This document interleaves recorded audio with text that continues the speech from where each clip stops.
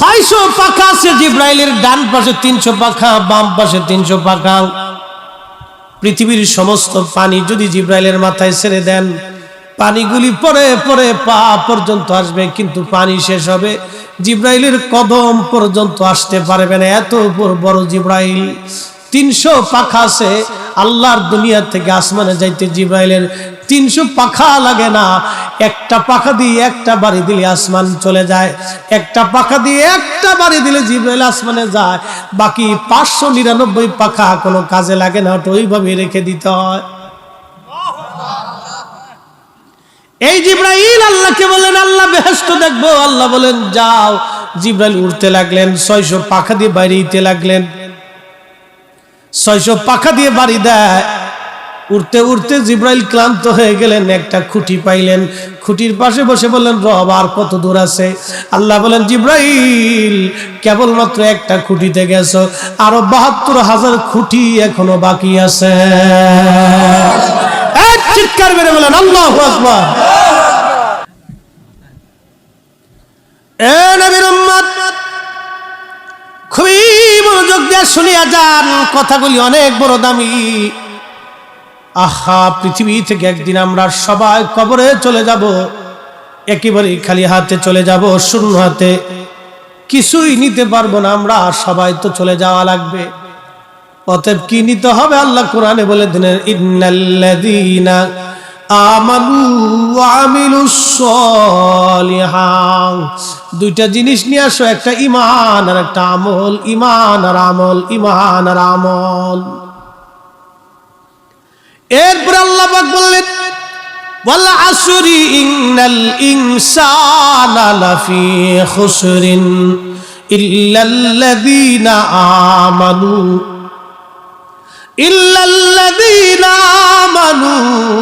ওয়া আমিলুস সলিহাত। সময়ের কসম করে বলি, যে সময় কারো জন্য বসে থাকে না। বন্ধু যুবক, যে সময় আজকে চলে যাবে, আর কোনোদিন এই সময় আপনি আর জীবনে খুঁজে পাবেন না। এই সময় পার হয়ে যাবে, সময়টা চলে যাবে। Time and tide wait for নান।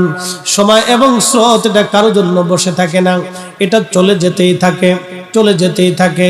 একবার যদি চলে যায়, আর কোনোদিন এই সময় আপনি খুঁজে পাবেন না। অতএব বন্ধু, আল্লাহ পাক বলেন ওই সময়ের কসম করে বলি, সমস্ত মানুষগুলি ভুলের মধ্যে আছে, ক্ষতির মধ্যে আছে। ইল্লাল্লাযীনা আমানু, যারা ঈমান এনেছে, ওয়া আমিলুস সলিহাত, এবং নেক আমল করেছে। এই দুই শ্রেণী ব্যতীত সব মানুষগুলি মহা ভুলের মধ্যে আছে, মহা ক্ষতির মধ্যে আছে। যারা ঈমান আনছে এবং আমল করেছে, এই দুই শ্রেণী ব্যতীত সব মানুষগুলি ভুলের মধ্যে আছে, ক্ষতির মধ্যে আছে, ভুলের মধ্যে আছে, ক্ষতির মধ্যে আছে। এ মুসলমান, এত বড় আল্লাহ একটা জান্নাত আমার আপনার জন্য বানাইলেন। কি জন্য বানাইলেন? কেন বানাইলেন? আদর করে পৃথিবীতে আল্লাহ পাঠাইলেন। আল্লাহর এত কি দায় ঠেকলো আপনার জন্য? আসমান থেকে বৃষ্টি পাঠাবে, জমিনে শস্য দিবে, গাছে ফল দিবে, হরেক রকমের মাছ আল্লাহ দিবে। এই যে চলন বিল, এই বিলের ভিতরে কোটি কোটি মন মাছ আল্লাহ প্রত্যেক বছর বছরে দিচ্ছে। এক টন খাবারও তো বাংলাদেশ সরকার ছেড়ে দেয় না। বন্ধু খুব মনোযোগ দিয়েন, কোটি কোটি টন মাছ হয়, এক এক মাছের এক এক স্বাদ। এই স্বাদ এবং এই মাছ দিলেন কে? এই মাছ আমরা খাইলাম, খাওয়ার পরে কি করছি? আল্লাহ পাক একটা কথা বললেন, বান্দা তোমারে হরেক রকমের মাছ দিলাম, হরেক রকমের ফল দিলাম, হরেক রকমের রিজিক আমি আল্লাহ দিলাম। একটা কাজ তোমার, ওয়াশকুরুলি, আমার শুকর করো, ওয়ালা তাকফুরুন, আমার না শুকরিয়া করিও না। লা ইন শাকারতুম, তুমি আমার শুকর করো, ওয়ালা ইন কাফারতুম, কুফর করিও না। বান্দা আমার শুকর করো, কুফর করিও না, শুকর করো, কুফর করিও না। কিন্তু আমরা কয়জন শুকর আদায় করি বলেন তো? আল্লাহর একজন ওলি কাবা শরীফে প্রত্যেক বছর হজে যান, আর উনি দেখলেন কাবার পাশে একজন যুবক হাত কাটা, একটা যুবকের পা কাটা, চোখ উঠানো। ওই কাবা শরীফের পাশে মাকাম ইব্রাহিমে বসে বসে কাঁদে। বসে বসে কাদের কা আল্লাহ আমারে মাফ করে দাও, আল্লাহ আমারে মাফ করে দাও। কিছু সময় পরে আল্লাহ আল্লাহ আল্লাহ আল্লাহ আল্লাহ আল্লাহ জিকির করে। আবার আল্লাহ আমারে মাফ করে দাও, আল্লাহ আমার ভুল হয়ে গেছে মাফ করে দাও, আল্লাহ আমার ভুল হয়ে গেছে মাফ করে দাও। প্রত্যেক বছর আল্লাহর ওলি হজে যায়। যত সময় মক্কাতে উনি কাটায় তত সময় দেখে মাকাম ইব্রাহিমে বসে বসে আল্লাহ আল্লাহ করে আর খালি মাফ চায় মাফ চায়। শেষ বেলা একদিন যে জিজ্ঞেস করলেন, হে আল্লাহর বান্দা, তুমি এখানে বসে বসে কান্দো, আমি দেখি তোমার পা কাটা, চোখ নাই, কারণ কি? তুমি ক্ষমা চাও। প্রত্যেক বছরই মাকাম ইব্রাহিমে তোমাকে দেখি, কারণ কি বলবানি? লোকটা চোখের পানি ছেড়ে দিয়ে বলে, হুজুর কে আপনি? বলে, আমি শিবলি নুমানি। বলে, হুজুর কারণ কি? কি জন্য আপনি জিজ্ঞেস করেন? বলে, বন্ধুরে, তোমাকে যতবার আমি কাবায় আসছি ততবারই তোমাকে এখানে দেখি, কারণ কি? তোমার পা নাই, চোখ তোমার নাই, তুমি অন্ধ, তুমি কাঁদো। আল্লাহর বান্দা বলবা কি? তোমার জীবনের কি ঘটনা ঘটেছিল? তখন আল্লাহর বান্দা কেঁদে দিয়ে বলে, হুজুর আমার জীবনের একটা ভুল আমাকে এখানে নিয়ে আসছে, কিন্তু জানি না রাব্বে কারীম আমার জীবনের গুনাহ মাফ করছেনি। বলে, বলো তোমার জীবনের ভুল কি? ওই লোকটি কেঁদে বলে, হুজুর আমার আব্বা জান ছিল কাঠুরিয়া, আমার আব্বা মারা গেলেন, তখন আমি মায়ের কোলের মধ্যে দোলনায়। আমার মা ইচ্ছা করলে আরেকটা বিবাহ করতে পারতেন, কিন্তু আমি সন্তানের দিকে তাকায় মা দ্বিতীয় শাদী করেন নাই, দ্বিতীয় স্বামী গ্রহণ করেন নাই। আমার মা আমাকে নিয়ে জীবন সংসার চালাইতে লাগলেন। আমি বড় হলাম, বাবার কাজ কাঠুরিয়ার কাজ আমি ধরে ফেললাম, কাঠ কেটে বিক্রি করে কোন রকম সংসার মাকে নিয়ে চালাইতে লাগলাম। একদিন মা আমাকে ডেকে বললেন, বাসারে তুমি তো বড় হয়ে গেছো, তোমাকে বিয়ে দেওয়ার দরকার। এই জন্য আম্মা জান আমাকে পাত্রী দেখে বিবাহ দিলেন। হুজুর বিয়ে হয়ে যাওয়ার কিছুদিন পরে সংসারে ঝামেলা লেগে গেল। আমার বিবি আমার মাকে সহ্য করতে পারে না, মাঝে মধ্যে ঝগড়া হয়। ঝগড়ার একটা পর্যায়ে আমি সমাধান করার চেষ্টা করি। হুজুর আমি গরিব মানুষ, কাঠ কেটে কেটে আমি বাজারে বিক্রি করে কোন রকম সংসার আমি চালাইতাম। ও আল্লাহর ওলি, একদিনের একটা ঘটনা, আমি সকালবেলা ফজরের নামাজ পড়ে আমি আমার বিবি সাহেবকে বললাম, বিবি রে, আমি জঙ্গলে চলে যাচ্ছি কাঠ কাটার জন্য, দুপুরের খাবারটা আমাকে জঙ্গলায় পৌঁছাই দিও। আমি কথা বলে চলে গেলাম। সকাল সকাল সেই দিন বেরিয়ে গেলাম, সারাদিন কাঠ কাটলাম, কিন্তু আমার বিবি আমার জন্য জঙ্গলে খাবার পাঠাই নাই। সন্ধ্যা লেগে গেল, বাজারে কাঠ বিক্রি করে আমি বাড়ি ফিরে আসলাম বাজার সদাই করে। এসে দেখি বিবি ঘরের এক কোনায় বসে আছে। জিজ্ঞেস করলাম, বিবি কি রান্না করেছো, খাবার দাও, সারাদিন আমি বড় ক্ষুধার্ত। বিবি বলল, আজকে কোনো রান্না বান্না করি নাই। হুজুর সারাদিন আমি ক্ষুধার্ত ছিলাম, যখন বলছে রান্না বান্না করি নাই তখন আমার মেজাজ চটে গেল। জিজ্ঞেস করলাম, বিবি কি জন্য তুমি রান্না করো নাই? বলে, তোমার মা প্রত্যেকদিন আমার সঙ্গে ঝগড়া করে, আজও ঝগড়া হয়েছে। যদি তোমার মা সংসারে থাকে আমি থাকবো না, আমি থাকলে তোমার মা সংসারে থাকবে না। ওই লোকটি কাদের বলে, হুজুর শয়তান আমাকে পেয়ে বসলো, আমার জীবন ধ্বংস করে দিল শয়তান, এমন ভাবে আমাকে পেয়ে বসলো আমি বুঝতে পারি নাই। শয়তানের প্ররোচনার মধ্যে পড়ে গেলাম। বললাম, বিবিরে বলো মা কোন জায়গা আছে? আমি আমার বিবি বললেন, ঘরের ওই পাশে কাঠের মধ্যে আগুন দিয়ে মা আগুন তাপাইতেছিল, আগুনের পাশে বসেছিল রাত্রিবেলা শীতের মধ্যে। আমি দ্রুত গতিতে খুব উত্তপ্ত মেজাজ নিয়ে মায়ের দিকে গেলাম। মা আগুনের পাশে বসেছিল, আমি পিছন দিক দিয়ে যে মায়ের পিঠের মধ্যে লাথি কষে মারলাম। একটা লাথি মারার সঙ্গে সঙ্গে মা আগুনের মধ্যে ছিটকে আগুনের মধ্যে পড়ে গেল। হুজুর মা যখন আগুনের মধ্যে পড়ে যায়, আল্লাহর ওলি রে, আমি তখন আমার হুঁশ ফিরে আসলো। আহা আমি করলাম কি বড় সর্বনাশ আমি করে ফেললাম। আল্লাহর ওলি মাকে টান দিয়ে আমি বের করে নিয়ে আসলাম। আনার পরে দেখি মা দুনিয়াতে নাই, দুনিয়া ছেড়ে মা বিদায় হয়ে চলে গেছে। হুজুর আমি পাগল পারা হলাম।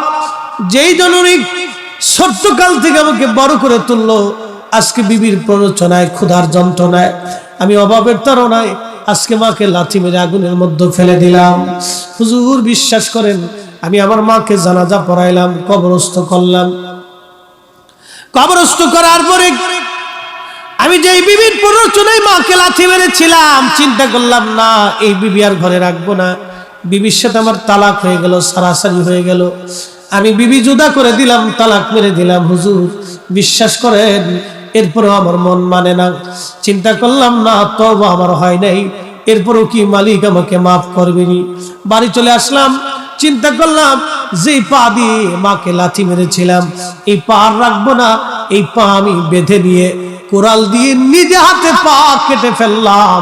হুজুর এরপরেও আমি চিন্তা করলাম, যদি আল্লাহ মাফ না করে, যেই চোখ দিয়ে আমি আমার মাকে দেখে লাথি মেরেছিলাম, হুজুর আমি নিজে ইচ্ছায় চোখ দুটি নষ্ট করে ফেললাম, যদি আল্লাহ মাফ করে। তারপর আমার মনে শান্তি হয় নাই। আমি মাকাম ইব্রাহিমে বসে বসে কাঁদি, যদি আল্লাহ ক্ষমা করে, কিন্তু এখনো শান্তি পাই নাই। মাফ হইছে কি? এখন আমি খবর পাই নাই মাফ হইছে কি? আপনি তো আল্লাহর ওলি, একটু মোরাকাবা করে দেখেন আল্লাহ আমারে মাফ করছেনি। আল্লাহর ওলি হাতিমে কাবায় সেজদায় পড়ে যায়, বলেন ইয়া রব, তোমার বান্দার জীবনের অনেক বড় ভুল, কিন্তু তওবা করতে করতে মাকাম ইব্রাহিম পর্যন্ত আসছে। এখানে বসে বসে কাঁদে, ইয়া রব তুমি বলো তোমার বান্দার জীবনের গুনাহ মাফ হইছিনি? আল্লাহ এলহাম করে বললেন, বন্ধু আমার বান্দাকে জানায় দাও, কোটি বছর যদি মাকাম ইব্রাহিমে কাঁদে, আমি মালিক তারে মাফ করব না, তার মা তাকে ক্ষমা না করা পর্যন্ত। ওই লোকটি কাঁদে আর বলে, হুজুর আমার উপায় কি? তাহলে আমি এত বছর ধরে মাকাম ইব্রাহিমে আসি, বছরের পর বছর ধরে প্রত্যেক বছর আমি হজ করি, এই মাকাম ইব্রাহিমে শুনছি দোয়া কবুল হয়, সে আশায় বসে আছি। আল্লাহর ওলি বলেন আমার জীবনের গুনাহ মাফ হইবেনি? বলে চলো দেখি তোমার মায়ের কবরের পাশে চলো। মাকাম ইব্রাহিমে বসে বসে কোনো কাজ হবে না। প্রশ্ন রাখবেন, হুজুর মার কবরের পাশে গেলে কি হবে, বাবার কবরের পাশে গেলে কি হবে? যে যুবকরা, যে বন্ধুরা, বৃদ্ধ বাবাজিরা, আমরা আজকে কবর জিয়ারতগুলি ভুলে গেছি, মা বাবার কবরের পাশে যাই না। আপনি জানেন বাবা মার কবরের পাশে গেলে কি হয়? যখন আপনি যা থেকে সালাম দিবেন, তখন বাবা কবর থেকে সালামের জবাব দিয়ে বলে, দেখছো আমার খুকা বুড়া হয়ে গেছে, কিন্তু আমি বাবার কবরের পাশে দাঁড়ায় গেছে। মা ডাকবে, দেখছো আমার ছেলেটার দাড়ি পেকে গেছে, তারপর আমার ছেলে আমার কবরের পাশে দাঁড়ায় গেছে। ওই সন্তানের জন্য বাবা মা তখন খুশি হতে থাকে। যখন সন্তান কবরের পাশে দাঁড়ায় কিছু জিয়ারত করে, বাবা মার জন্য দোয়া করে, তখন কবর থেকে বাবা মাও দোয়া করতে থাকে। একবার জোরে বলা যাবে কি সুবহানাল্লাহ? ওই কবর থেকে তারা চিনে, তারা দেখে। আপনি দেখেন না, আপনি চিনেন না, সেটা আপনার দোষ। ওই কবর থেকে তারা চিনে। আপনি যে কবরের পাশে যে দাঁড়িয়েছেন, সালাম দিয়েছেন, ওই কবরওয়ালা আপনি চিনে, আপনাকে দেখে, আপনি দেখেন না। তা না হলে সালাম দেওয়ার অর্থ কি? যে সালামের জবাব দিতে পারে না, সালাম দিতে শোনে না, তাকে সালাম কি করে দিবে? প্রত্যেক কবরওয়ালারা আপনাকে দেখে, কিন্তু আপনি দেখেন না। প্রিয় নবীজি একদিন বদরের প্রান্তরে কাফেরদের লাশগুলি কুয়ার মধ্যে ফেলে দেওয়া হয়েছিল। বদরের সেই কুয়া এখনো আছে মসজিদের পাশে, বদর মসজিদের পাশেই কুয়া। এই কুয়ার পাশে দাঁড়ায় নবী বলতেছে, এ উতবা, সাইবা, আবুল আহাব, মুগিরা, আবু জেহেল, তোমাদেরকে না বলেছিলাম, কালেমার দাওয়াত দিয়েছিলাম, বুঝলি? আজকে তো আল্লাহর কাছে চলে গেছিস, বুঝতো এবার দেখ তো আমি সত্য না মিথ্যা, এখন আল্লাহর কাছে যে বুঝবি। হযরত ওমর পিছন থেকে বলেন, ইয়া নবী আল্লাহ, ওরা তো মরে গেছে, মরা মানুষকে কথা শুনে নবী বললেন, ওমর ওই মালিকের কসম করি যে মালিক আমাকে সত্য সহ নবী করে পৃথিবীতে পাঠিয়েছে, তুমি যেরকম শোনো তোমার চাইতে তারা বেশি শোনে, তুমি যেমন দেখো তোমার চাইতে তারা এখন বেশি দেখতেছে। কাফেররা মরার পরে দেখে, তো মুসলমান কি করবে বলেন তো? এই জন্য কবরের পাশে যাবে। এই যারা পিতামাতা কবরে চলে গেছে, মায়ের কবরের পাশে যে দাঁড়াবেন, হাত তুলে কেঁদে দিবেন। বাবার কবরের পাশে দাঁড়াবেন, প্রত্যেক জুমাতে যাবেন, প্রত্যেক ফজরে যাবেন, সুযোগ হলে কাজ না থাকলে প্রত্যেক ফজরে বাবার কবরের পাশে দাঁড়িয়ে যাবেন। এই আমল ভুলে গেছি আজকে আমরা, এই সুন্নতের কথা মনেই নেই আমাদের। আল্লাহ রাসূল বলেন, শেষ জামানাতে আমার একটা সুন্নতকে যদি তোমরা আঁকড়ে ধরো, ঠিকমতো পালন করো, 100 শহীদের সওয়াব তোমাদের আমলনামায় হবে। আরো জোরে। হযরত ফাতিমাতুজ জাহরা প্রত্যেক জুমাতে হাউদে চড়ে, উটের পিঠে চড়ে উহুদে যে আমির হামজার মাজার শরীফের পাশে যে দোয়া করতেন, দাদার জন্য দোয়া করতেন আর কাঁদতেন। দাদা খুব ভালোবাসতো ফাতেমাকে। হযরত আমির হামজার দাদা ছিলেন, খুব ভালোবাসতো ফাতেমাকে। এত ভালোবাসতো, ফাতেমার বিয়ের সময় উট দুম্বা কুরবানি করে, আমার নাতির বিয়ে হচ্ছে, উট দুম্বা জবাই দিয়ে ফাতেমার অলিমা খাওয়াইছিলেন এবং খুব কেয়ার করতেন ফাতেমাকে। এই জন্য ফাতেমা সারা জীবন কৃতজ্ঞ ছিলেন দাদার প্রতি। প্রত্যেক জুমাতে দাদার কবরের পাশে যে দাঁড়ায় কাঁদতেন আর দাদার জন্য দোয়া করতেন। এটার নাম কৃতজ্ঞতা। আমরা অকৃতজ্ঞ হয়ে গেছি, ভাবতেছি মসজিদে নামাজ পড়ে সেজদা দিয়ে বেহেশতে চলে যাবো নাকি। হ্যাঁ, আমরা দিন যত যাচ্ছে তত অকৃতজ্ঞ হচ্ছি, দিন যত যাচ্ছে তত নফল ইবাদত থেকে আমরা সরে যাচ্ছি। কথা বলেন ঠিক কিনা? আমরা তো নফল ভুলেই যাচ্ছি, অথচ নফলের দাম কত জানেন? এই নফলের দাম কত? নবীজি বলছেন, উম্মত বান্দা যখন ফরজ ইবাদত করার পরে নফল করে, তখন আল্লাহ রাব্বুল আলামিন নফল ইবাদতের কারণে বান্দার দুইটা চোখ আল্লাহর চোখ হয়ে যায়। আসতে বললেন কেন? আরো জোরে বলেন তো। কার চোখ? আল্লাহর চোখ। বান্দার চোখ আল্লাহর চোখ হয়ে যায়। বান্দার কান আল্লাহর কান হয়, বান্দার হাত আল্লাহর হাত হয়, বান্দার পা আল্লাহর পা হয়, বান্দার জবান আল্লাহর জবান হয়, বান্দার মাথার থেকে পা পর্যন্ত আল্লাহর হয়ে যায়। বান্দার ইজ্জত আল্লাহর ইজ্জতে পরিণত হয়। বান্দার ইজ্জতের জিম্মাদারি আল্লাহ নেয়, বান্দার রিজিকের জিম্মাদারি আল্লাহ নেয়। বান্দার চোখ জবান যা আছে সব আল্লাহর হয়ে যায়। এই জন্য ইমাম শাফি রাহমাতুল্লাহ আলাইহি ইরাকের বাগদাদ থেকে ইমাম শাফির কাছে চিঠি গেল। খলিফা হারুনুর রশিদ লেখলেন, হুজুর আপনি তাড়াতাড়ি ইরাকের বাগদাদে আসেন, রোম রাজ্য থেকে একদল লোক আসছে, অনেক বড় পণ্ডিত, জ্ঞানী, গুণী, সায়েন্টিস্ট আর দার্শনিক রোমান সম্রাট পাঠিয়ে দিয়েছে আমার দেশে বহস করার জন্য। বহস হবে মুসলিম এবং খ্রিস্টানদের মধ্যে। এই বহসের প্রধান মুবাহিস আপনি তাড়াতাড়ি করে ইরাকের বাগদাদে চলে আসেন। ইমাম শাফি ফিলিস্তিনে থাকতেন, উনি ফিলিস্তিন থেকে চিঠি লিখছে, আমি ইরাকের বাগদাদে যাব, বহস করব, কিন্তু শর্ত হলো সময় হবে বাদ জোহর, জোহরের নামাজের পরে, আর স্থান হবে দজলা নদীর পারে। আল্লাহু আকবার বলে যাবে। ইমাম শাফি লিখতেছেন দজলা নদীর পারে বহস হবে, সময় হবে জোহরের নামাজের পরে। খেলাটা দেখেন। ইমাম শাফি আসছে, বহসের সময় তারিখ হয়ে গেল। বিরাট বড় বহস, লক্ষ লক্ষ মানুষ আসছে। খ্রিস্টান এবং মুসলমানদের মধ্যে বহস হবে দেখার জন্য। হযরত ইমাম শাফিঈ রাহমাতুল্লাহ আলাইহি বহসের সময় উনি গেলেন স্টেজে, কিন্তু স্টেজে উঠলেন না। নিচ থেকে বললেন, খলিফা আমাকে আগে জোহরের নামাজ পড়া লাগবে, পরে আমি বহস করব। বললেন আমাকে একটা জায়নামাজ দেন। জায়নামাজ দেওয়া হলো। হযরত ইমাম শাফিঈ জায়নামাজ উনি স্টেজে বিছান নাই, জমিনের উপরে বিছান নাই, ওনার নিজের জায়নামাজ নিয়ে দজলা নদীর পানির উপরে জায়নামাজ বিছাইয়া, জায়নামাজের উপরে দাঁড়াইয়া দজলা নদীর মাঝখানে যায় নামাজ পড়তে লাগলেন। না হয় নাই? আরো জোরে, আরো জোরে। তেলের গাড়ি তেলে চলে, হাওয়ার গাড়ি হাওয়ায় চলে, বিনা তেলে চালায় গাড়ি নবী সুলাইমান, আমরা সেই মুসলমান। মসজিদে জুতা চুরি করি, কি জাত মুসলমান চিন্তা করি, মসজিদে জুতা চুরি করি। হযরত ইমাম শাফিঈ জায়নামাজের উপরে নামাজ পড়া শুরু করলেন দজলা নদীর মাঝখানে। সুবহানাল্লাহ হবে?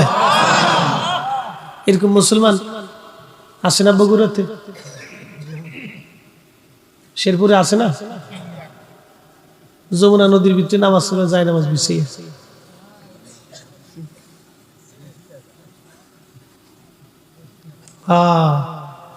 কোটিতে খুঁজে দেখেন, কোটির ভিতরে একটা খুঁজে, কোটির ভিতরে একটা খুঁজেন, তালাশ করেন।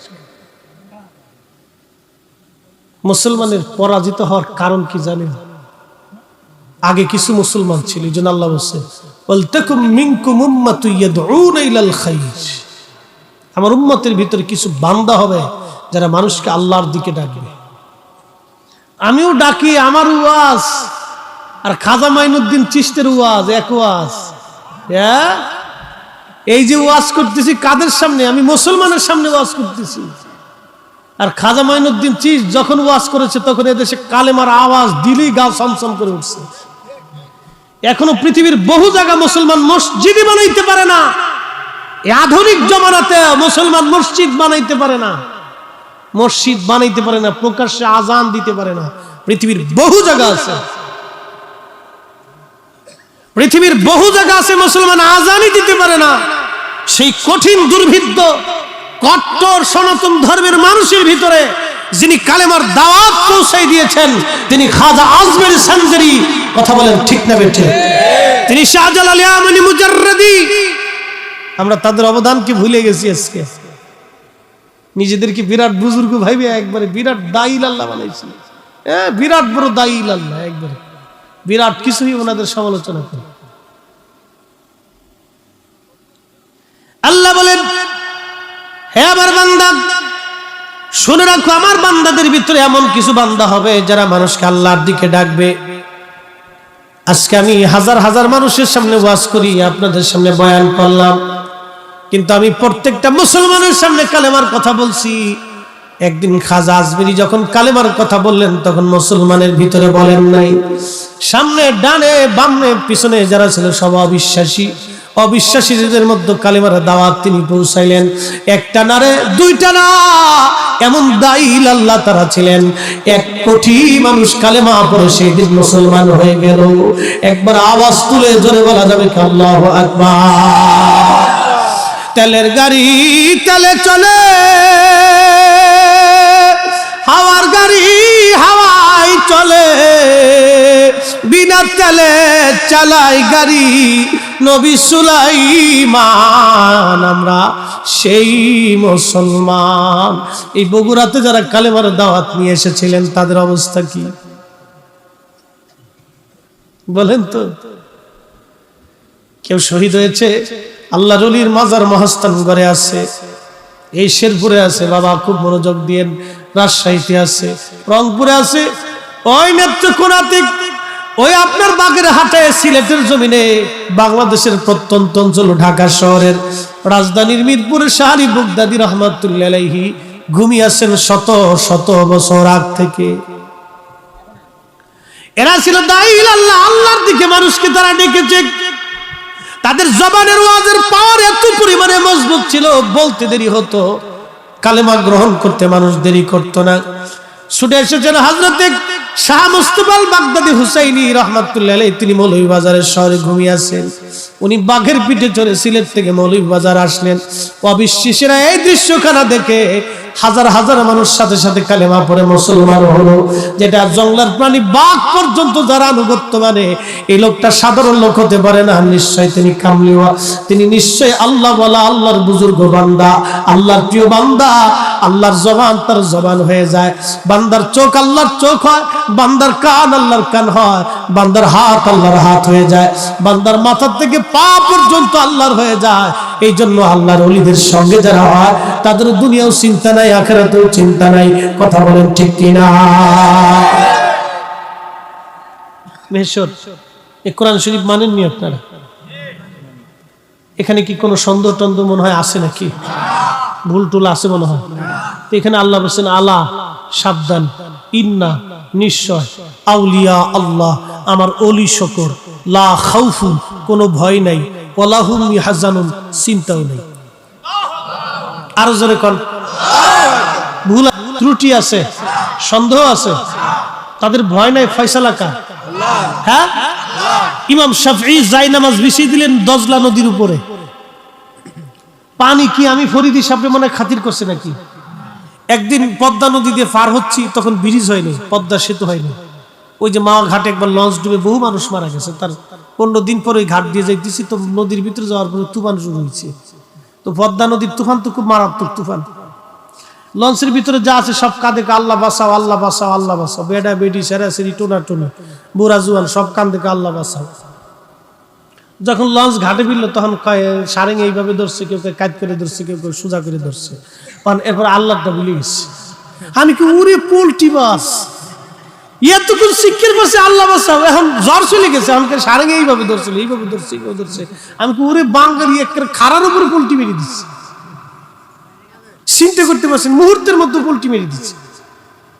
তখন আমি চিন্তা করলাম, আল্লাহ কত অকৃতজ্ঞ বান্দা পৃথিবীতে এখনো আছে যারা আল্লাহ শুকর করলো না, যে আল্লাহ পাক এই কঠিন বিপদ থেকে বাঁচিয়ে দিল, যে আল্লাহর কাছে সৃষ্টি কতটা অসহায়। আপনি একটু চিন্তা করেন, বর্তমান পৃথিবীতে একটা জাহাজ, কয়েক লক্ষ টন ওজনের একটা জাহাজ সমুদ্রের মধ্যে চলে। এটা একটা ছোট জাহাজ, মিডিয়াম একটা জাহাজের একটা ওজন থেকে কয়েক লক্ষ টন। একটা কয়েক লক্ষ টন একটা জাহাজ সমুদ্রের মধ্যে চলে, মাত্র 50 কিলোমিটার বাতাসের বাড়িতে ওই জাহাজটা দুলতে থাকে, নড়তে থাকে, কাঁপতে থাকে। সমুদ্রের পানির কাছে একটা জাহাজ কিছুই না।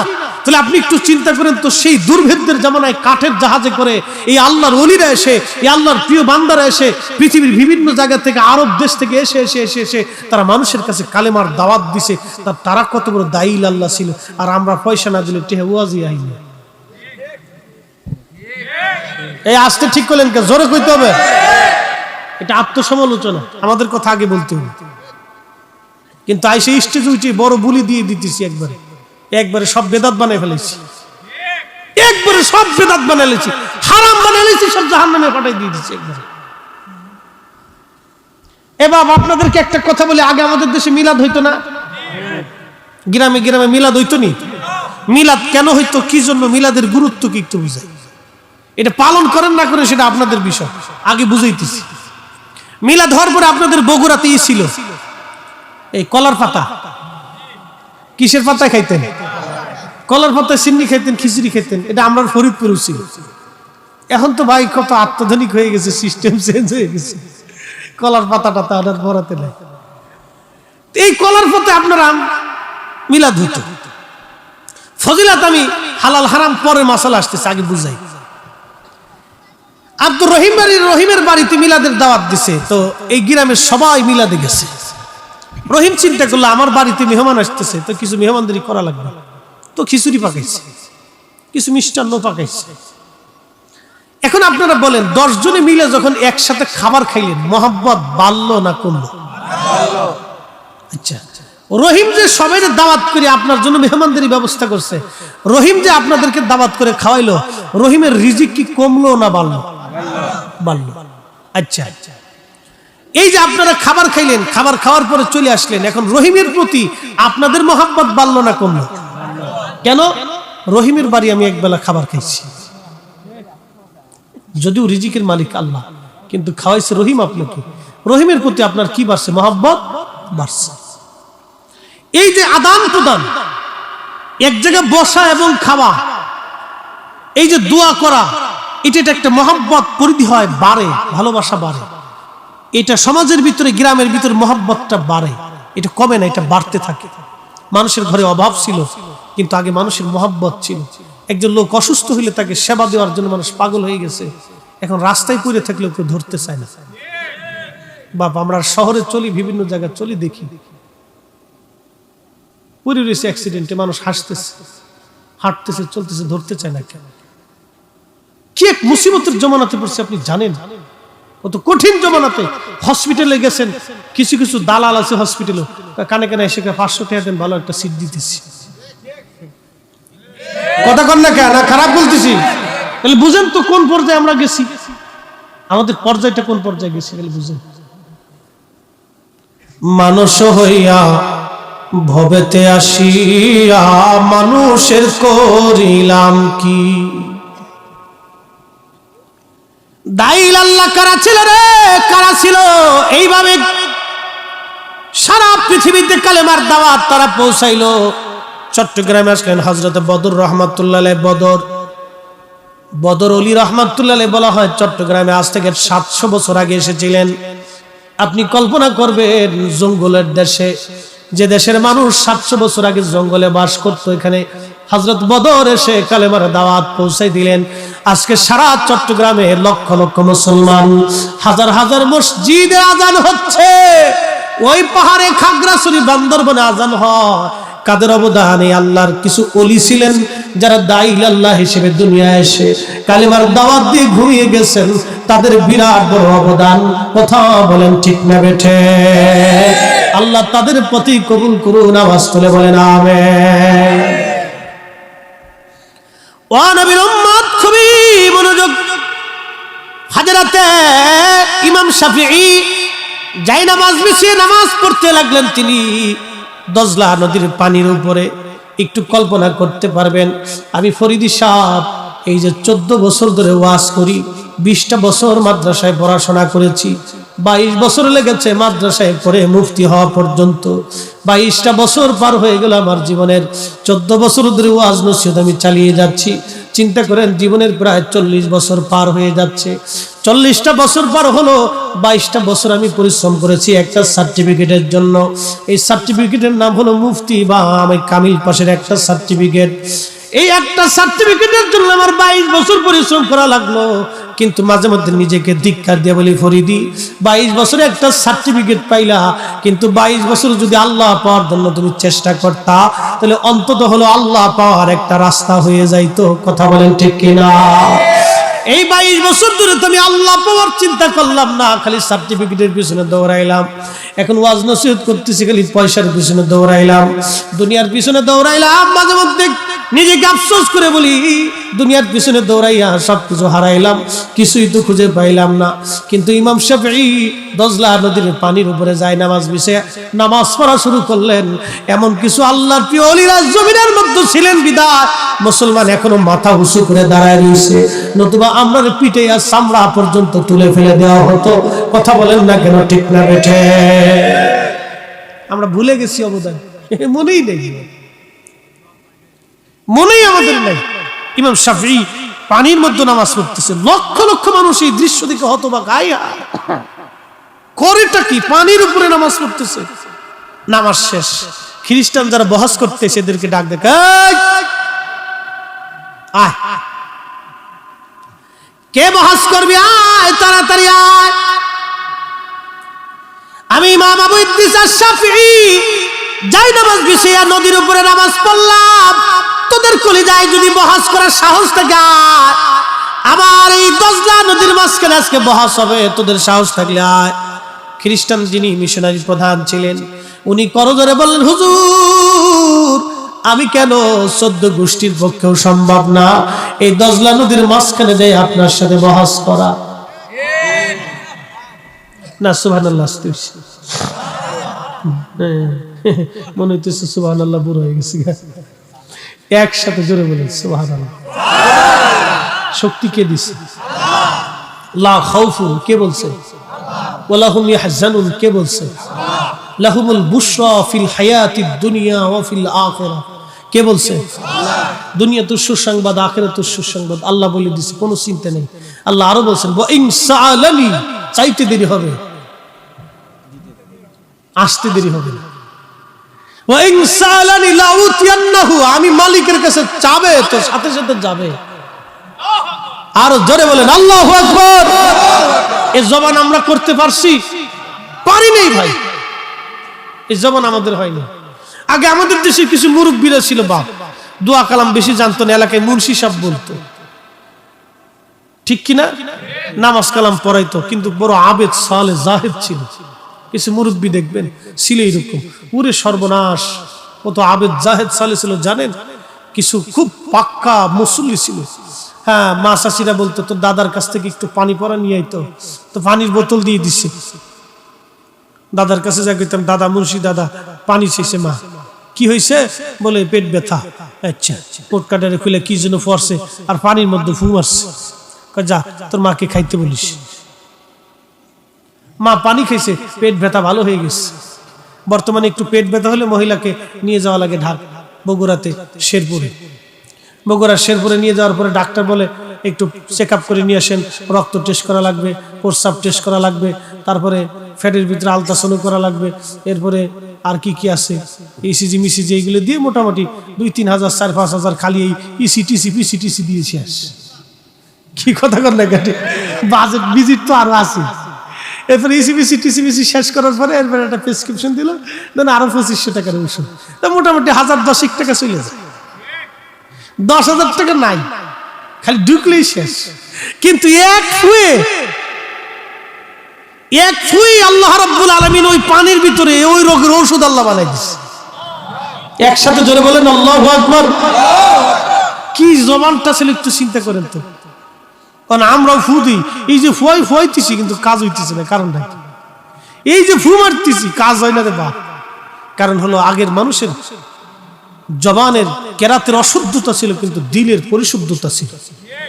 এখন আমাদের জবান দিল দোনোটাই অপরিশুদ্ধ হয়ে গেছে, যার ভিতর থেকে যা বের হয় কিছু আহে না, খালি ফুটাই আহে, খালি ফুয়া আহে, বিচ্যুতি কিছু আসে না। আল্লাহকে যতই ফুয়াস কাম হবে না।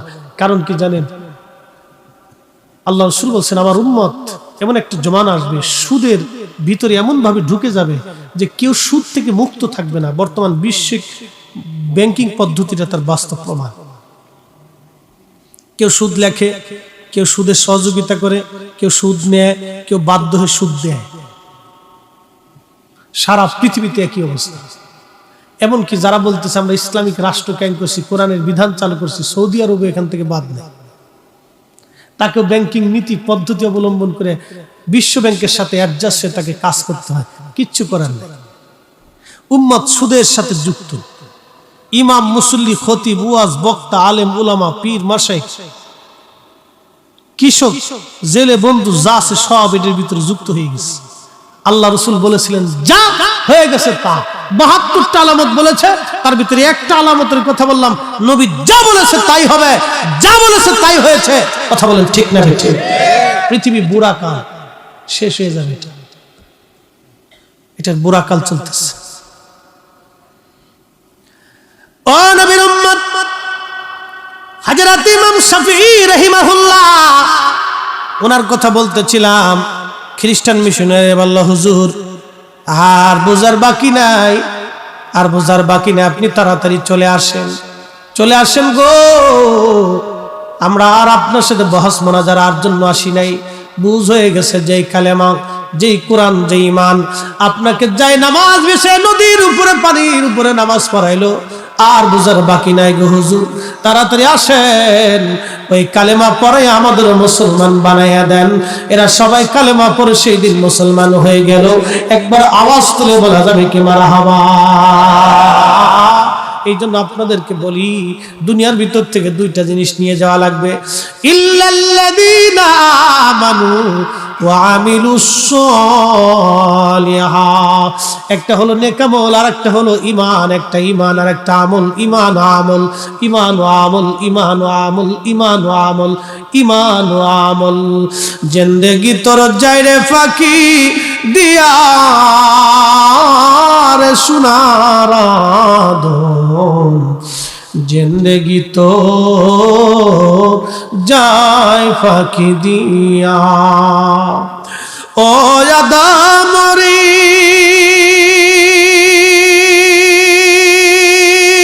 পাক ধরিয়া গেছে দাড়ি, দন্তবাসে গুটা জারি, সমন জারি গিয়াছে করিয়ার সোনার আদম, জিন্দেগি তোর যায় ফাঁকি দিয়া। বাজান দুনিয়ার থেকে কবরে চলে যাব। এই বাংলাদেশে কোটি কোটি টাকার মালিক আছে। মাহফিল যারা দেয় তারা কোটি টাকার মালিক হয় না বাবা, তারা ইন্ডাস্ট্রির মালিক হয় না। মাহফিলে যারা বসে তারা বাবা বড় বড় ধনী ব্যক্তিরা মাহফিলে বসে না। মাহফিলে যারা বসে মধ্যবিত্ত এবং দরিদ্র শ্রেণীর মানুষ মাহফিলে বসে। এই জন্য নবী বলছেন আমার গরিব উম্মতরা ধনীদের 500 বছর আগে জান্নাতে যাবে। তাও কোন 500 বছর জানেননি? দুনিয়ার 50,000 বছর আর আখিরাতের একদিন, সেই দিনের 500 বছর আগে গরিবরা জান্নাতে চলে যাবে। সুবহানাল্লাহকে আসতে হবে আরো জোরে। এ মুসলমান খুবই মনোযোগ দিয়ে শুনেন, এই পৃথিবী থেকে আমরা কবরে চলে যাব। এই বাংলাদেশের কোটি কোটি টাকার মালিক আছে, গ্রুপ ইন্ডাস্ট্রির মালিক আছে, কবরে চলে গেছে। সন্তান কবরের পাশে দাঁড়ায় না, বনানী গুলশান এবং ওই আপনার কি বলে আজিমপুর গোরস্থান, বড় বড় গোরস্থান, সন্তান বাবা মার জন্য দোয়া করার সময় পর্যন্ত পায় না। কিন্তু দুনিয়াতে যদি একটা নেককার সন্তান রেখে যান, নামাজের পরে সন্তান দোয়া করবে। এখন তো আবার একদল আছে নামাজের পরে দোয়া টোয়া মানে না, এটা তো ডাইরেক্ট আল্লাহরে পাইতে চায়, আল্লাহরে খুশি করতে চায়। কিন্তু না না না, আল্লাহর দরবারে হাত বাড়াইতে হবে, অনুনয় বিনয় করে আল্লাহর কাছে দরখাস্ত করা লাগবে, আল্লাহর কাছে কাঁদতে হবে, কাঁদলেই আল্লাহ খুশি হয়ে যাবে। আমরা সেজদা আল্লাহর দরবারে পছন্দ নাও হতে পারে, কিন্তু চোখের পানি খোদার দরবারে পছন্দ হয়। আল্লাহর নবী বলেন, আমার উম্মত যখন খোদা রব্বে কারীমের দরবারে চোখের পানি দিয়া মাছির মাথার পরিমাণ একটু পানি যদি একবার চোখ দিয়ে গড়াইয়া এই গোশতের উপরে এসে পড়েই যায়, আল্লাহর নবী ডাক দিয়ে বলতেছেন, শোনো, আমার আল্লাহ পাক খুশি হইয়া 7টা জাহান্নামের আগুন ওই পানি দিয়ে আল্লাহ নিভাইয়া দেবে।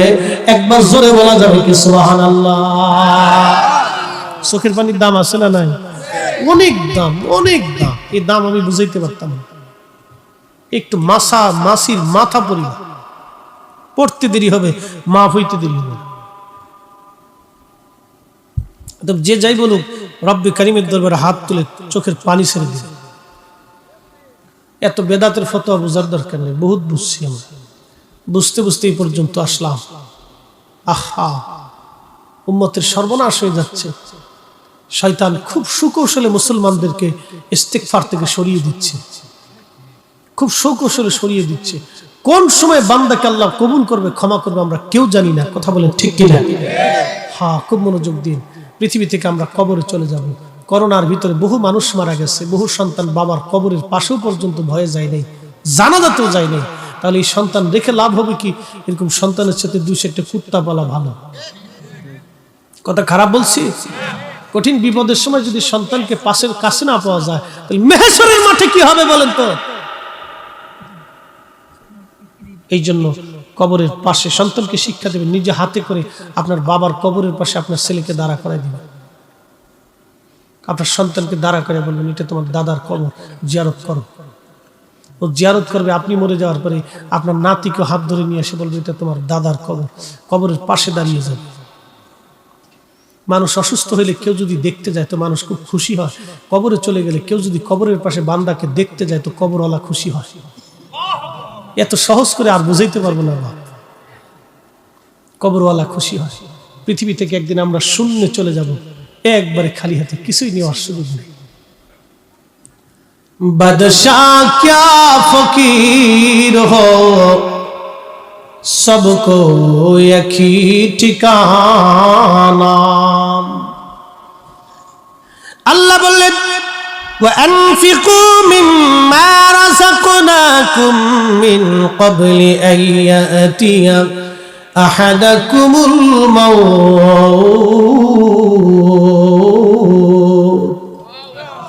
এ বান্দা, তুমি যে সম্পদ অর্জন করেছো, তোমাকে যে রিজিক আমি আল্লাহ দিলাম, আসমান থেকে জমিন থেকে যে সম্পদ দিয়েছি, টাকা দিয়েছি, পয়সা দিয়েছি, তোমাকে যে সম্পদ দিলাম, এই সম্পদগুলি তুমি আমি মালিকের পথে, আমি আল্লাহর রাস্তায় তুমি খরচ করো। কিছু টাকা, কিছু সম্পদ তুমি আমি আল্লাহর পথে খরচ করো। যদি না করো, কিয়ামতের ময়দানে কিছু মানুষ এই গোশতগুলি কামড়ায় কামড়ায় টেনে টেনে ছেড়ে ফেলবে আর বলবে, ইয়া রব, ফায়াকুল রাব্বি লাউলা আখরতানি ইলা আজালিন করিব। আল্লাহ গো, আবার পৃথিবীতে আমাদেরকে পাঠান, বেশি বেশি করে আমরা পৃথিবীতে যাব, ফাস সাদাকা, বেশি বেশি করে তোমার পথে খরচ করব, হুকুম মিনাস সালিহিন, নেককারদের অন্তর্ভুক্ত হয়ে যাব। আল্লাহ জবাব দিবে, ওয়ালা ইউখিরুল্লাহু নাফসান ইযা জাআ আজালুহা। বান্দারে, আর দুনিয়াতে দ্বিতীয়বার আসার কোনো সুযোগ হবে না, কোনো চান্স নাই। একবার চলে গেলে আর আসার সুযোগ নাই। দম ফুরাইলে থাকার আর সুযোগ নাই, চলে গেলে আসার আর সুযোগ নাই। দম ফুরাইলে থাকার আর সুযোগ নাই। একদিন মাটির ভিতরে হবে ঘর রে মন আমার, কেন হাই হাই হাই হাই, শেষ।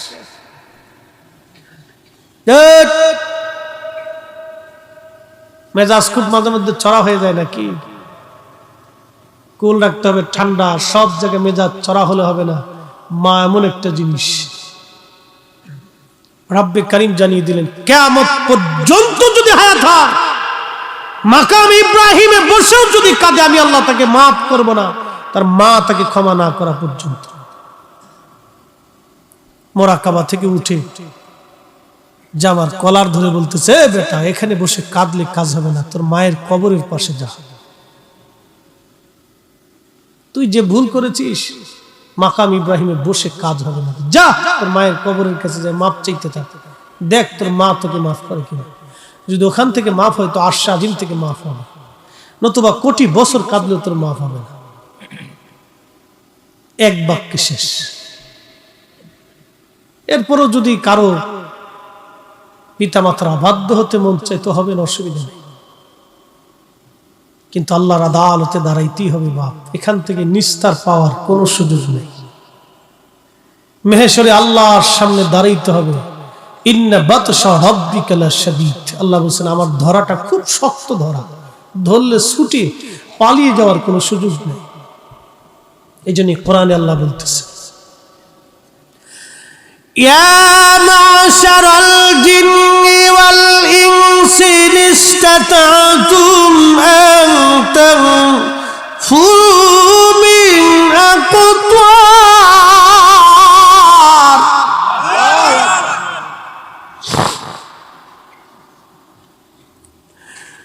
من أقطار السماوات والأرض فانفذوا لا تنفذون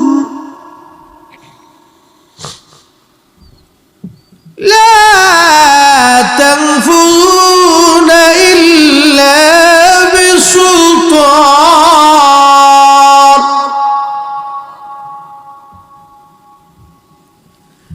يا معشر الجن والإنس إن استطعتم, হে মানুষ এবং জিন যদি পারো আমি আল্লাহ সীমানার বাহিরে যাইতে তো চলে যাও, আমি আল্লাহর সালতানাতের বাহিরে যদি যেতে চাও তো যাও, তবে মনে রেখো আমি আল্লাহর সালতানাতের বাহিরে যাওয়ার কোনো সুযোগ তোমাদের নাই। আমি আল্লাহর দেওয়া সীমানার বাহিরে যাওয়ার কোনো সুযোগ নাই, আছে কোন সুযোগ? প্রিয় মুসলমান, কয়জনের শুকর আছে আমাদের মধ্যে বলেন তো, কয়জনের শুকর আছে? আমরা কয়জন শুকর আদায় করি? এই যে আল্লাহ আসমান থেকে বৃষ্টি দিলেন, এই যে জমিনে শস্য দিলেন, কয়জনের শুকর আছে? শুকরিয়া যদি থাকতো তাহলে আজকে এই এলাকার সমস্ত মানুষ আজকের মাহফিলে বইসা কথা শুনতো, যেখানে বেহেশতের বাগান হয়েছে এই বাগানে আমাদের বসতে হবে। কথা বলেন ঠিক কিনা? বলছে অনেক দূর থেকেও মানুষ আসছে, কিন্তু গ্রামের অনেক মানুষ আসতে পারে না। কথা ঠিক? অনেক দূর থেকেও মানুষ আসছে, কিন্তু গ্রামের অনেক মানুষ আসতে পারে নাই।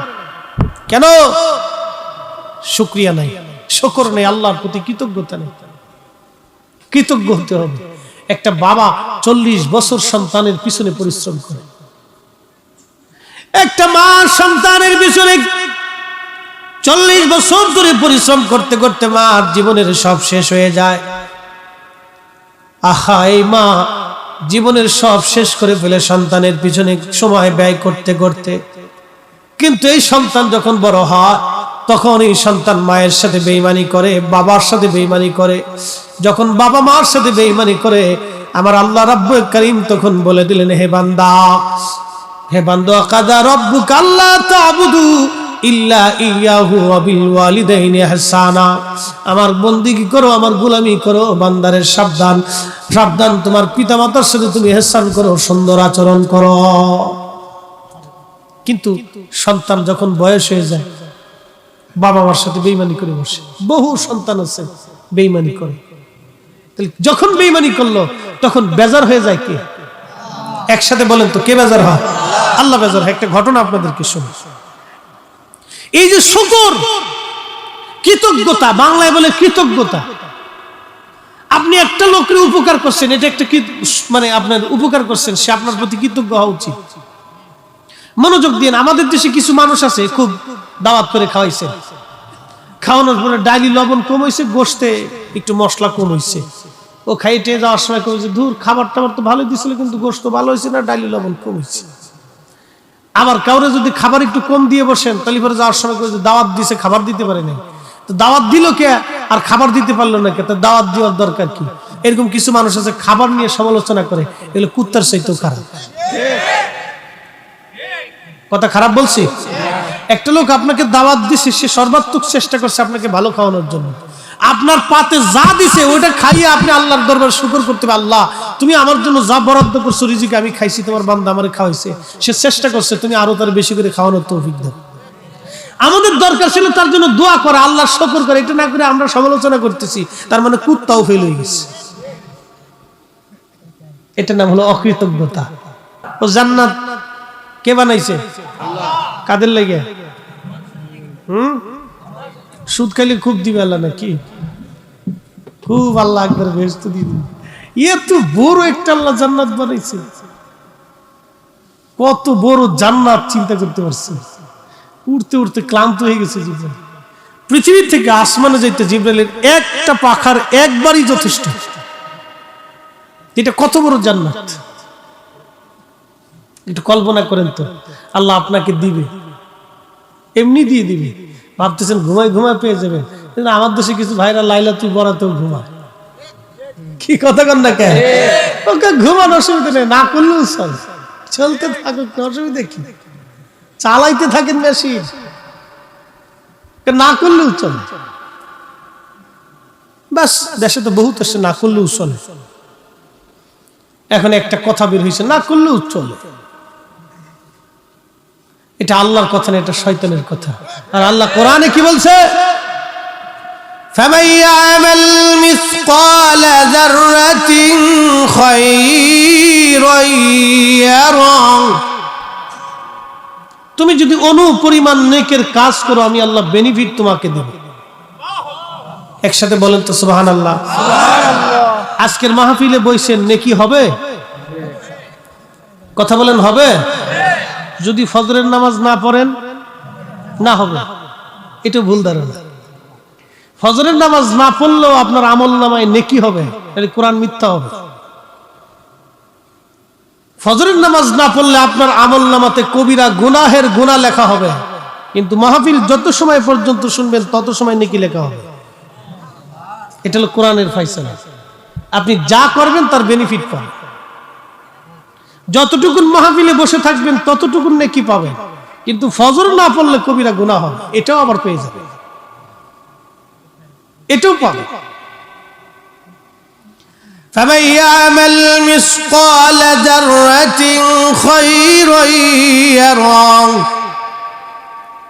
وَمَن يَعْمَلْ مِثْقَالَ ذَرَّةٍ شَرًّا يَرَهُ। অনুপরিমাণ গুনাহের কাজ যদি করো তারও বেনিফিট দিয়ে দেবে। এজন্য ওয়াজ যত সময় শুনবেন তত সময় নেকি হবে। ফজরের নামাজ না পড়লে গুনাহ হবে, এটাও পাবেন এটাও পাবেন, দোনোটাই পাবেন। হবে না তা না, তাহলে কোরআন মিথ্যা হবে।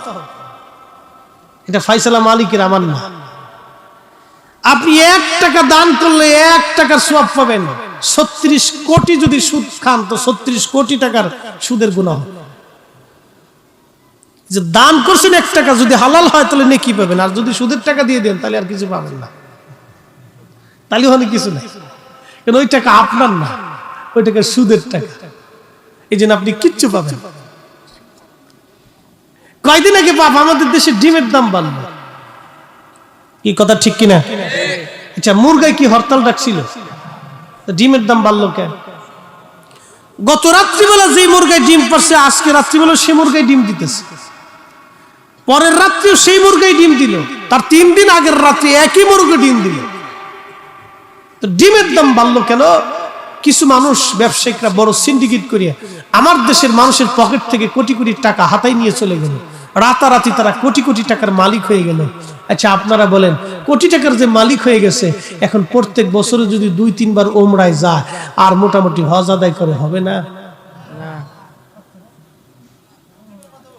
আসতে বলেন কেন হবে? কেন হবে না বলেন তো? সেই যেই টাকা দিয়ে হজে গেছে, এই টাকা তো ওর না, ওই টাকা আমরা 18 কোটি মানুষের। এই কথা কন না কেন? ও টাকা তো ওর না, ও আমাদের 18 কোটি মানুষের পকেটের টাকাও চালাকি করে নিছে। এখনো মক্কা শরীফে যায় যদি কাবার গিলাফ ধরে কাদের কাল্লা আল্লাহ শয়তানে ওরে শয়তান, তুই তো আমার সাথে বড় ভাবপুর বাজরে, তুই এখানে এসে কাবা করে দিলে কাঁদতেছিস কে? তোর টাকা দিয়েছিস নাকি? তুই তো ভাবলি কি টিয়ে দিয়েছিস? এরকম বহু হাজি বাংলাদেশে আছে। ঢাকা শহরে থাকি, বসে বসে দেখি আর হাসি, হাই হাই এরা হাসি, ওরে হাজি। হাজির চেহারা কি জানেন? দাড়িতে মেহেন্দি লাগাই ফেলাইছে, মাথায় সুন্দর টুপি চকচক চকচক করে, জুব্বা আয়রন মাইরিয়ে রাখে সবসময়। শয়তানের দিকে হাসে, পুরো সর্বনাশ, কত বড় হাজি শাস্ত্রশ্রী তুই, তুই তো আমার সাথে বড় শয়তান, তুই আমার সাথে বড় শয়তান রে, তুই কি ভাবনা লইছিস? ইয়া রাসূলুল্লাহ কামলিওয়ালা, আইরে আমার বুকে ইয়া রাসূলুল্লাহ কামলিওয়ালা।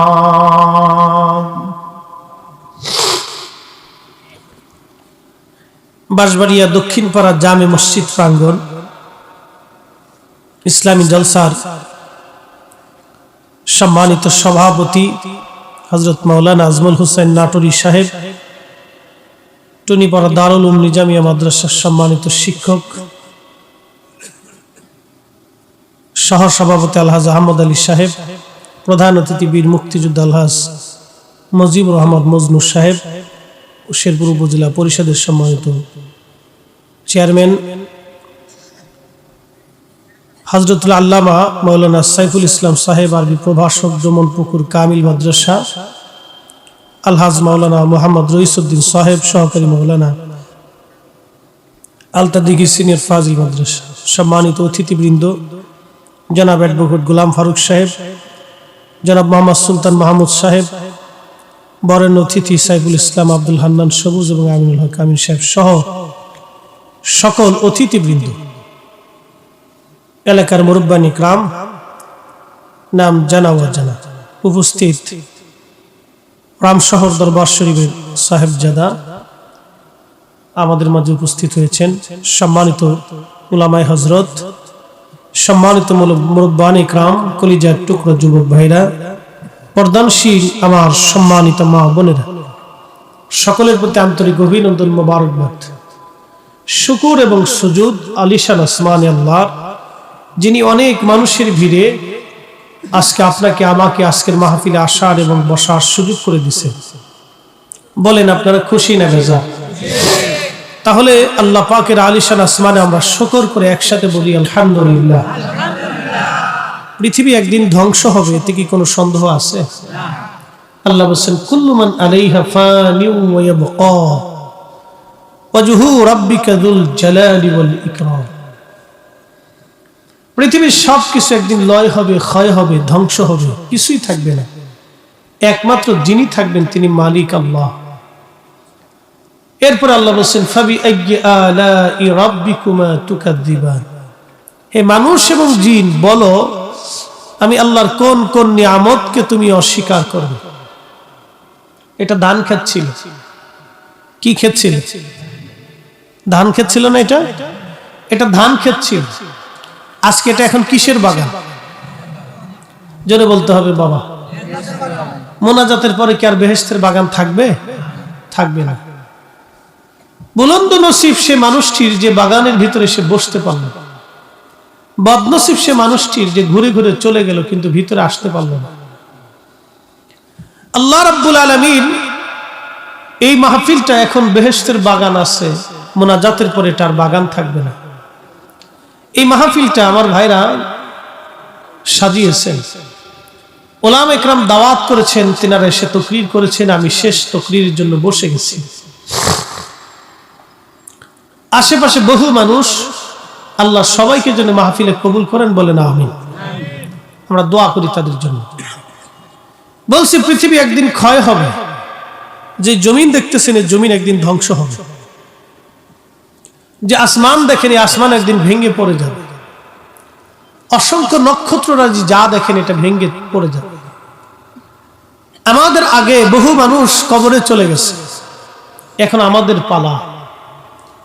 আমরা চলে যাওয়ার পরে পৃথিবীতে আবার বহু মানুষ আসবে, কেউ না কেউ আল্লাহকে আল্লাহ বলে ডাকবে, তার অর্থ হলো পৃথিবীতে কেউ যদি আল্লাহকে আল্লাহ বলে ডাক নাও দেয়, তাও আল্লাহকে আল্লাহ ডাকার জন্য আল্লাহ বিকল্প ব্যবস্থা করে রাখছেন।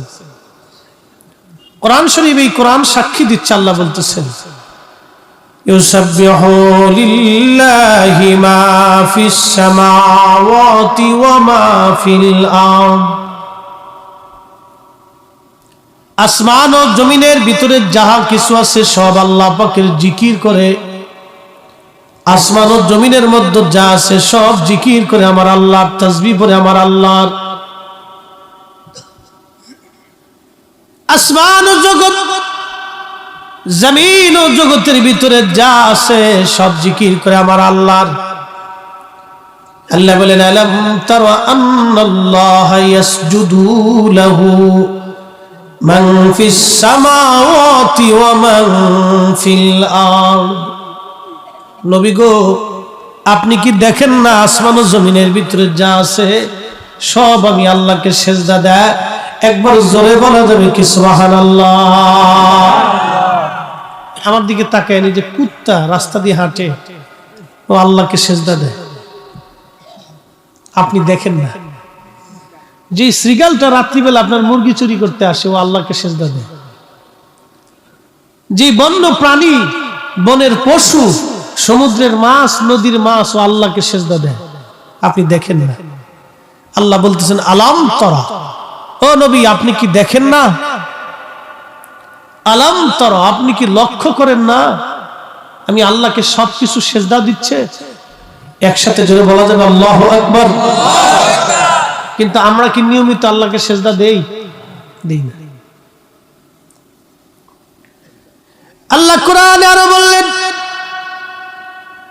الشمس والقمر والنجوم والجبال والشجر والدواب وكثير من الناس।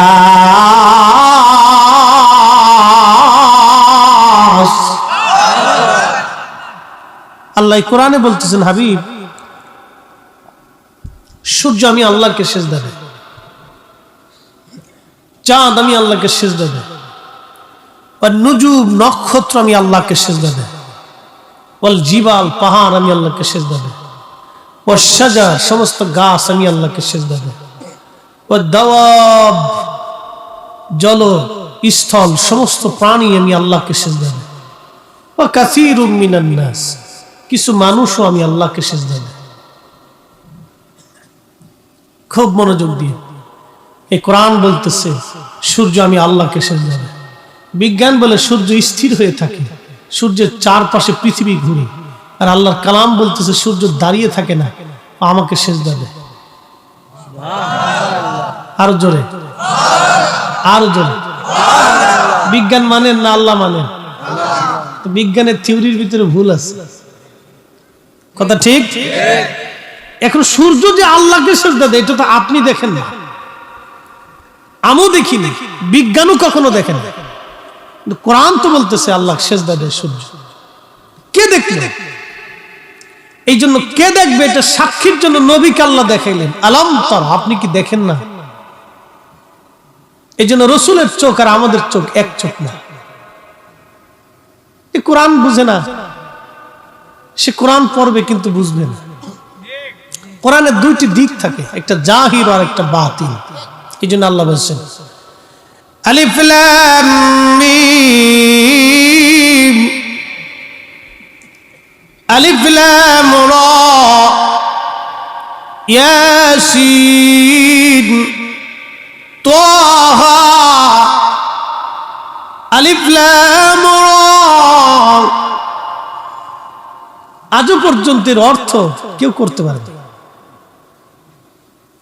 ইয়াসিন, জিবরাইল এসে বলতেছে হুজুর আপনি পড়েন। তাহা, তাহা দি আল্লাহ কি বুঝাইলেন? জিবরাইলও বুঝে না। সুবহানাল্লাহ বলা যাবে? জিবরাইলও কিন্তু জানে না যে আল্লাহ কি বলছেন, কিন্তু আল্লাহর পরে যিনি জানতেন তিনি কে? আসতে বললেন কেন এটা? আরো জোরে বলেন, তিনি কে? আমাদের নবী। কথা বলেন ঠিক কিনা? আল্লাহর পরে যিনি জানতেন তিনি আমরা নবী। এটা নাম হলো আধ্যাত্মিকতা। আলিফ লাম মিম তাহা ইয়াসিন আলিফ লাম রা কাফ হা আইন সাদ। কেউ বলতে পারে, জিবরাইল যিনি নিয়ে আসছেন তিনি কইতে পারেন। একদিন নবীজিকে বলতেছে, হুজুর আপনি পড়েন। কাপ নবী বলেন আলিম তু,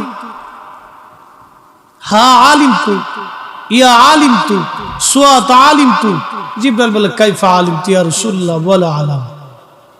আপনি কি করে জানেন অথচ আমি নিয়ে আসছি, আমি বলতে পারি না। আসতে হয়ে গেছে, আরো জোরে বলেন। আপনারা খুশি? খুশি নি আপনারা? এই কোরআন শরীফ যখন রাসূল করিমের কালবে নাজিল হতো তখন নবী ঘেমে যাইতেন, চুপ চুপ হয়ে যেত, প্রচন্ড শীতের মধ্যে ঘেমে ভিজে যাইত শরীর মোবারক। মাটির মধ্যে বসে থাকলে পা মোবারক মাটির মধ্যে দেবে যেত। উটের পিঠের উপরে বসা থাকলে উটের পিঠ বাঁকা হয়ে পা গুলি মাটির মধ্যে দেবে যেত। 22,000 বার জিবরাইলের আগমনে 23 বছরে 114টি সূরা, 6666টি আয়াত আল্লাহর পক্ষ থেকে রাসূলের কালব মোবারকে এসে পড়ছে। আরো জোরে এটা কার কালাম? জোরে বলতে হবে। আল্লাহর জবানের কালাম, আল্লাহর জবানের কুদরতি জবানের কালাম। আল্লাহ কে? কে আল্লাহ? কেমন সৃষ্টিকর্তা? পৃথিবীতে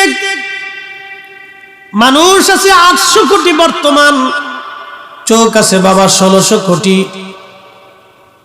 পৃথিবীর সমস্ত জ্ঞান বিজ্ঞান মেধা, ডক্টর ডাক্তার দার্শনিক জ্ঞানী, পৃথিবীর সমস্ত বিজ্ঞানী যদি এক জায়গা করেন আর বলা হয় আল্লাহর দেওয়া চোখের মতো একটা চোখ বানায় দাও, আল্লাহর দেওয়া চোখের মতো একটা চোখ বানাও, পৃথিবীর সমস্ত জ্ঞান বিজ্ঞান এক জায়গা হলেও আল্লাহর দেওয়া একটা চক্ষু মোবারকের মতো চোখ বানাইতে পারবে না।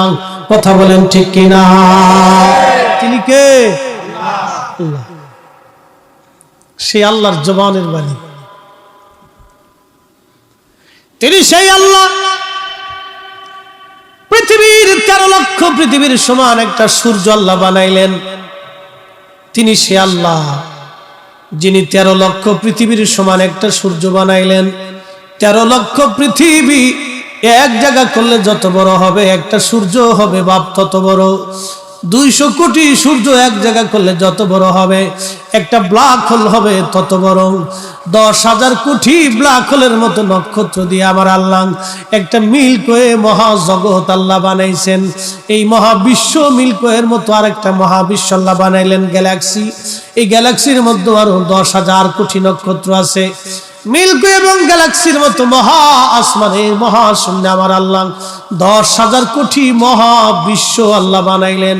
এই মহাবিশ্বের পরে মহাশূন্য, মহাশূন্যের পরে হলো প্রথম আসমান। মালিককে কল্পনা করতে পারবেন? মাথায় আসবে না। এই জন্য জিবরাইল আমিন একদিন আল্লাহকে বলতেছে, আল্লাহ একটু বেহেশত দেখবেন তো, যাও।